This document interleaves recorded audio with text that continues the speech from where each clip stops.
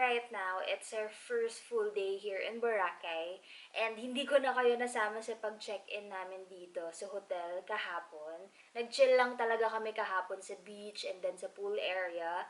And by the way, for this vlog, we'll be staying here in Boracay for 8 nights.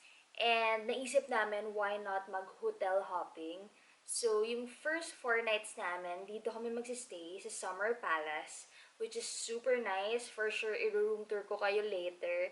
And for the other 4 nights, sa ibang hotel naman kami ulit magsistay. So, 2 hotel pa yon, which is exciting para iba-ibang side ng Boracay naman yung ma-vlog ko. So, right now, bababa na kami kasi bibili kami ng breakfast. And itong pupuntahan namin, nakita ko siya sa TikTok ulit.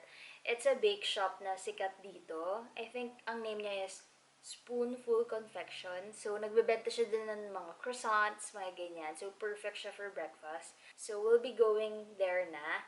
And ayos kasi walking distance lang naman siya. So, yeah, let's go!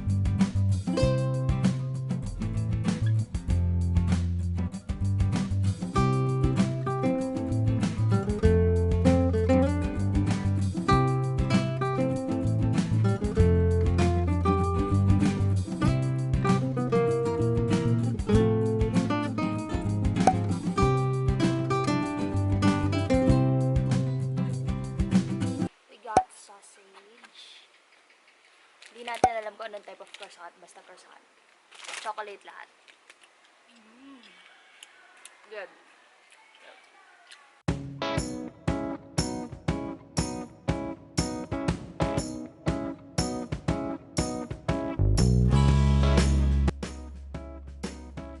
View, anong order mo? Pescado. Pescada tacos. Pescado.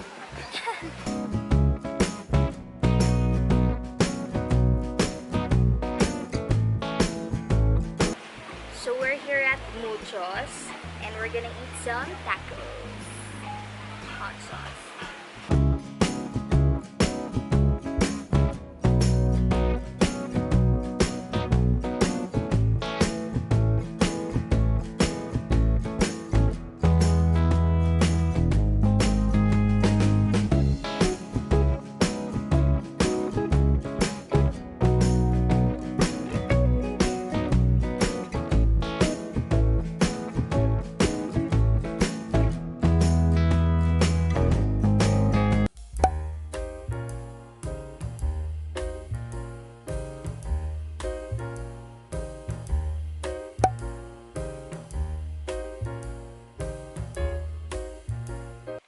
So right now, nag-aayos lang ako.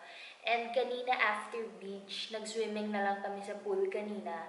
Which is hindi ko na na-vlog kasi nalobat na yung camera. Right now, it's 5:19 p.m. And kahapon, hindi kami naka-sunset session. So, we need to do it today. And by the way guys, alam nyo ba, itong dress kong suot, binili ko lang siya sa ukay-ukay sa may La Union. Kasi sa market doon, minsan may mga stand doon ng mga ukay-ukay. So, nakita ko siya, this dress cost only 50 pesos. Diba? Nagamit ko siya ngayon. So, ayun siya. Cute! So, let's go!